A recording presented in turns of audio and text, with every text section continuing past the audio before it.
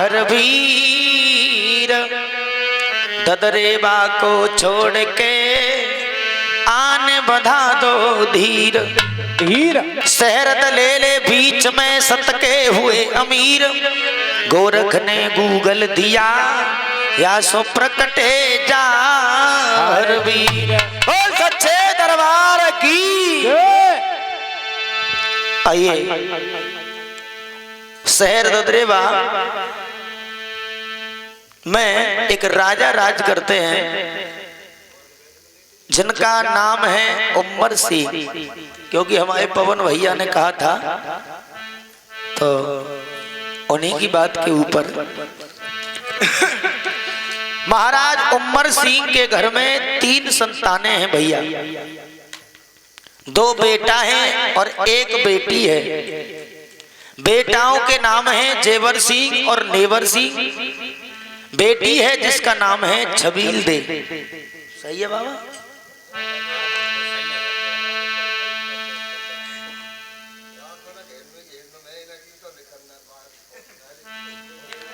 इधर महाराज उमर सिंह जो है भैया बड़े आदर्श राजा हैं, धर्म की ध्वजा स्वर्ग में विराजमान है और अपनी प्रजा के लिए पुत्र के समान प्यार देते हैं भैया। शांति का दान दें भैया, इधर ध्यान दें, जो भक्त रह गए हैं वो भी बाबा के लिए दान दें भैया। लेकिन धीरे धीरे समय बढ़ता चला गया भाइयों। महाराज उमर सिंह के जो बेटा हैं वो कुछ बड़े हो गए और जेवर और नेवर शादी के लायक हो जाते हैं भैया। बेटाओं की शादियां आने लगी हैं तो सिरसा पाटन के रहने वाले थे महाराज कुंवरपाल, उनके भी घर में 3 बेटियां थी भाइयों। बेटियों के नाम हैं बाछल, काछल, तीसरी थी आछल। समझ में आ रहा है? और तो महाराज उमर सिंह के पास में आकर के कुंवरपाल सिंह ने जवाब दिया, महाराज मैंने ये सुना है कि तुम्हारे घर में 2 बड़े सुंदर बेटा हैं और मेरी बड़ी इच्छा है कि आप अपने बेटाओं की शादी हमारी बेटियों के साथ में करें। जब इतनी बात सुनिए तो महाराज उमर सिंह कहने लगे कि राजन, खैर वैसे शादी करने का कोई विचार तो नहीं था, लेकिन अगर आप चाहते हो तो हम शादी के लिए तैयार हैं। तो महाराज कुंवरपाल सिंह ने अपनी बड़ी बेटी का विवाह बड़े पुत्र जेवर सिंह के साथ में किया और छोटी काछल का विवाह छोटे पुत्र नेवर सिंह के साथ में किया। और तीसरे नंबर की जो बेटी थी जिसका नाम था आछल, मुसलमानी शासन था, गढ़ काबुल के मुसलमान जबरदस्ती डोला को छीन कर ले जाते हैं, जिससे आगे चल करके सरवर और सुल्तान का जन्म हुआ था। सही है पवन भैया?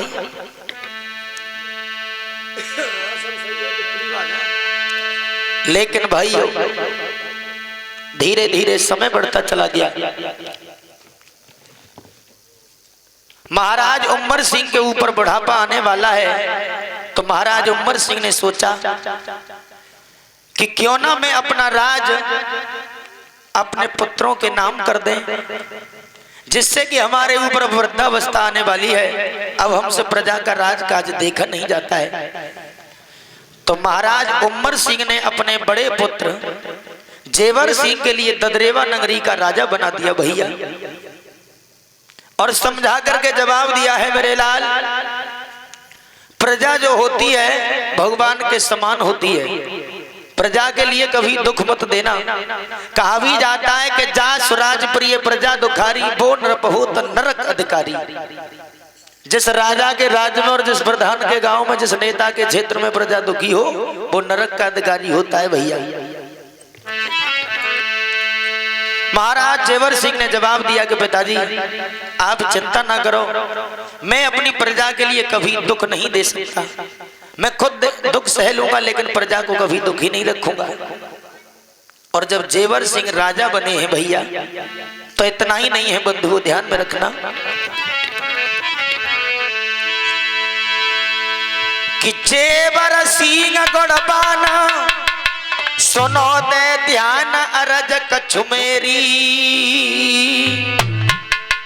भगवान की ऐसी लीला थी भैया, और दीन बंद भगवान रे न जरिया लई है फेरी।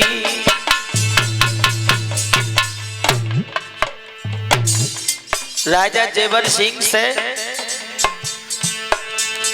कोई दीनन को भगवान भैया नजरिया है फेरी।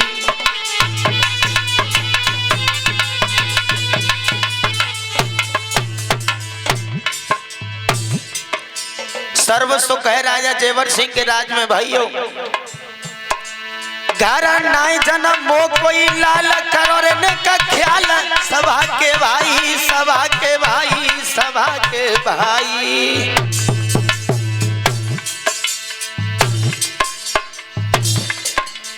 कर कर बेटा की याद राजा दिल में रो दुखी आई। कर कर बेटा की याद राजा दिल में रो दुखी आई।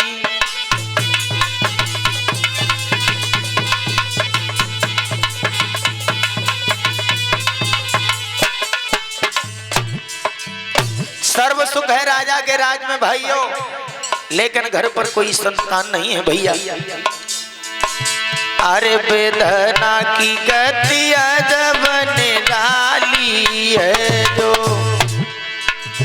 दुनिया को है रखवाली है वेदना।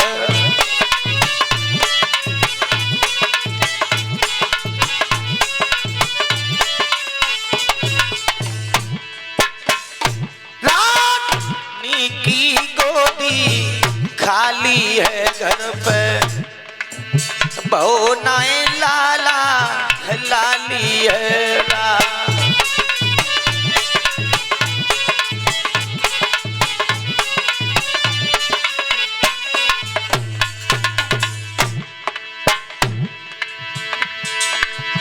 भैया दीनन को आए भगवान, सदा दुनिया को है माली है। पवन जी दुनिया को है भगवान, सदा दुनिया को माली है।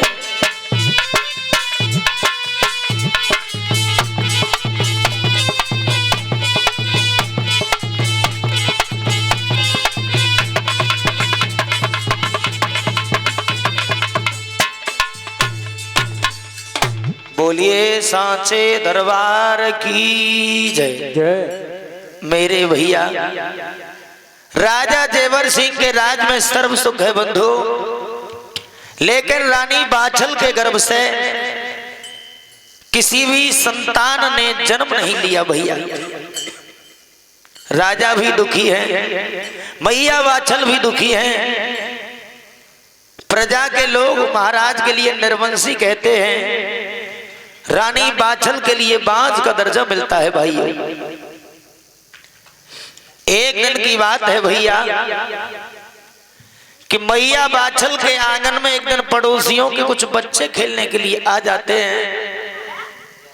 मैया ने अपने आंगन में जब बच्चों के लिए आता हुआ देखा है तो बड़े प्रेम के साथ बिठा लिया। मैया बाछल प्रेम करने लगी है उन बच्चों से, लेकिन तब तक पड़ोसनों ने जब अपने अपने बच्चों को रानी बाछल के घर में देखा है, भाग करके पहुंची है, बच्चों के कान को पकड़ा, गाल पे तमाचा दिया, कहा नालायक, इन निर्वंशियों के घर में खेलने के लिए क्यों आते हो? अरे इनके पास में है क्या? ये तो एक निर्वंशी है और ये औलाद के लिए पालना भला क्या जाने। क्योंकि कहा जाता है भैया, जाके ना फटी विवाही हो वो पीर पराई क्या जाने, औलाद की ममता क्या होती भैया बांझ लुगाई का जाने।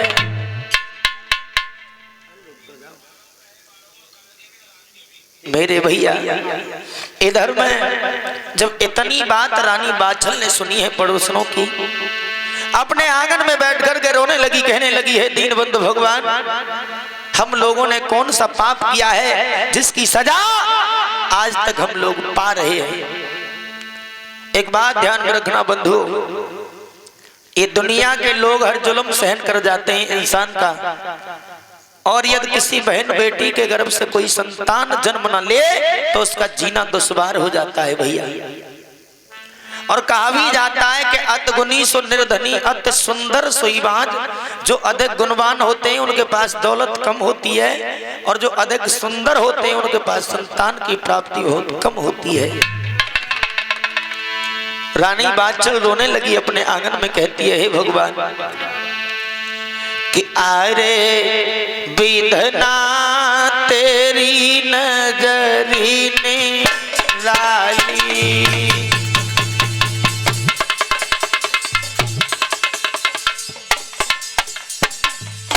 हे प्रभु हम लोगों ने कौन सा पाप किया है जो आज तक हम ये सजा पा रहे हैं।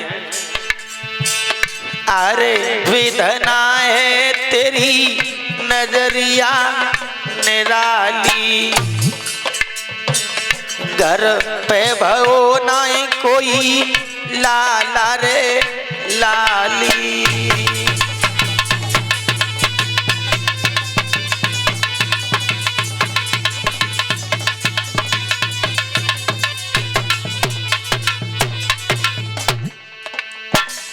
हे प्रभु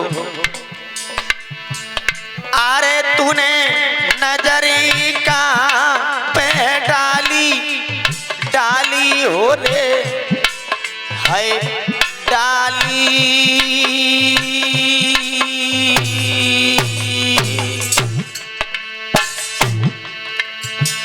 और मेरी गोदी रह गई है खाली।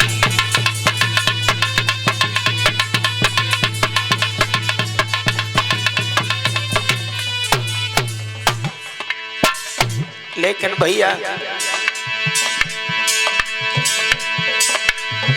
होन के आरसो हुई के ले रहिए भैया, ध्यान जा बिसर नहीं जा। अरे लिखी विधाता की रे नाई मिटिए, लिख दई सुन के रूप करता।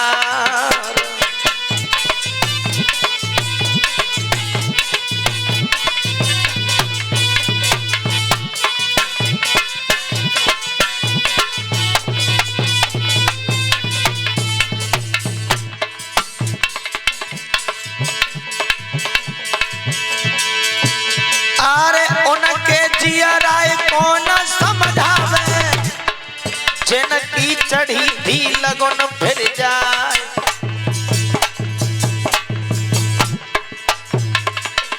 अरे उनके जिया राय कोरे समझावे जिन पे पुत्र के शोक पर जाए।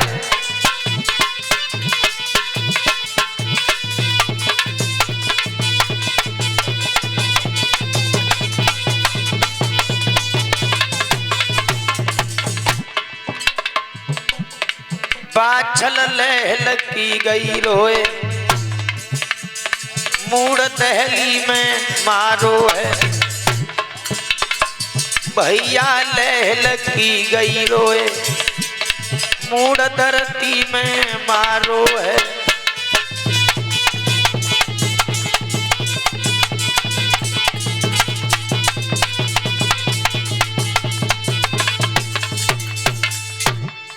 बोलिए सांचे दरबार की जय।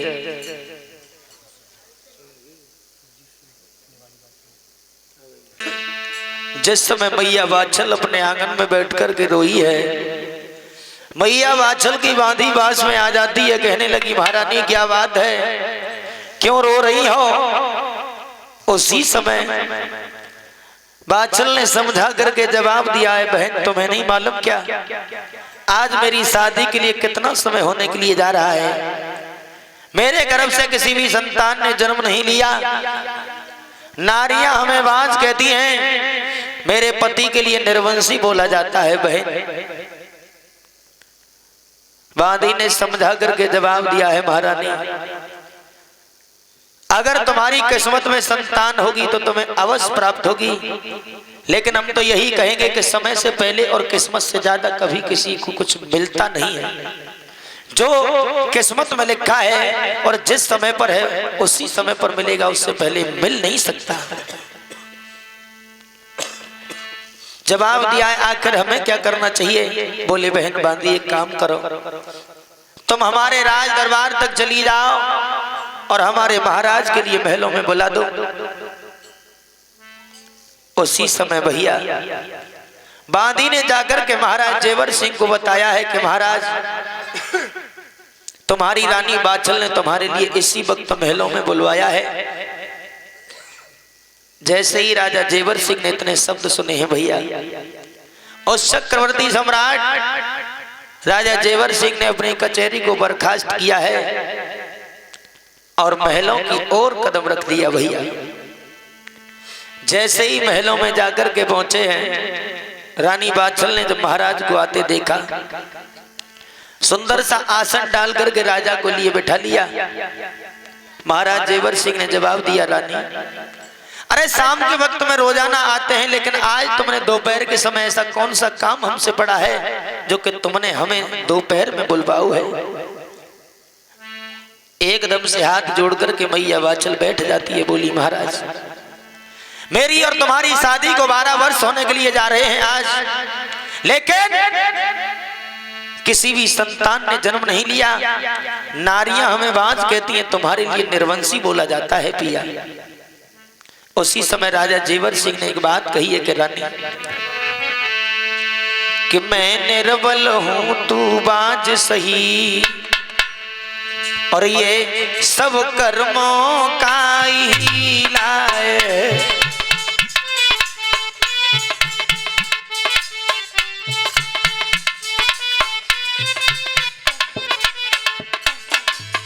हे गोरी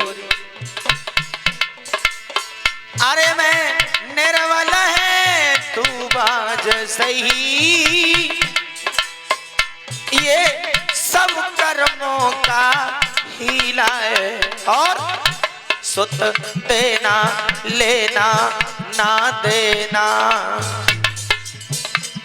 दे करके पुत्र छीन लेना, और ये लीलाधर की लीला है।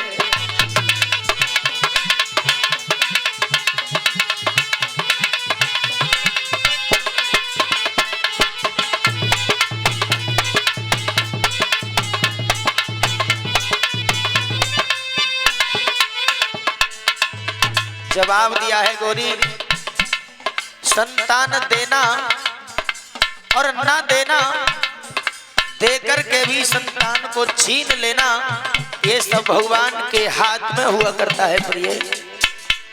सुत लेना देना ना देना, सब लीलाधर की लीला है, देकर के पुत्र छीन लेना, ये परमेश्वर की लीला है।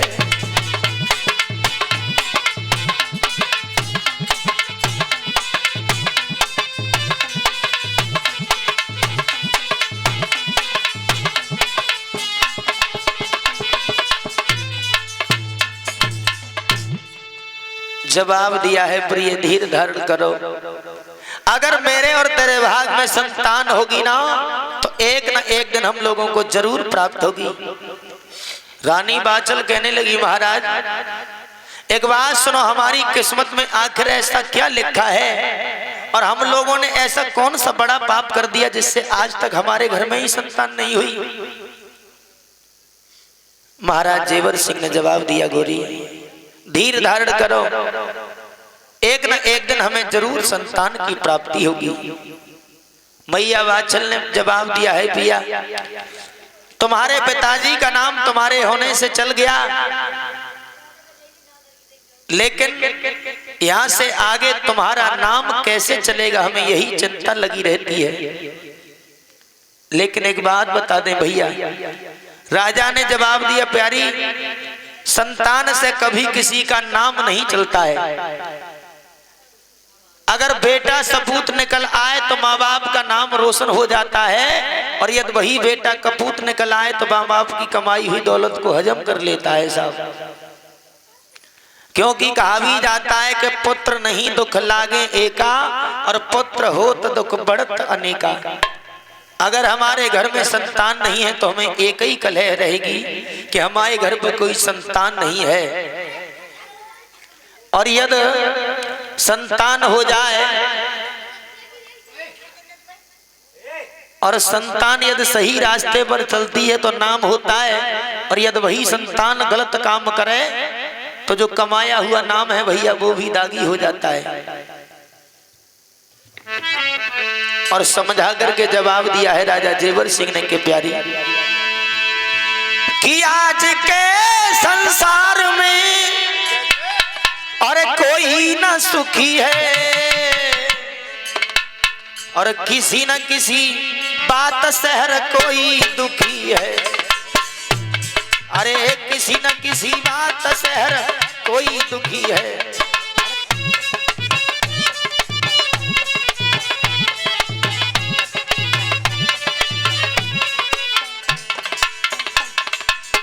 हे गोरी, सर्व सुख भगवान ने किसी को नहीं दिया।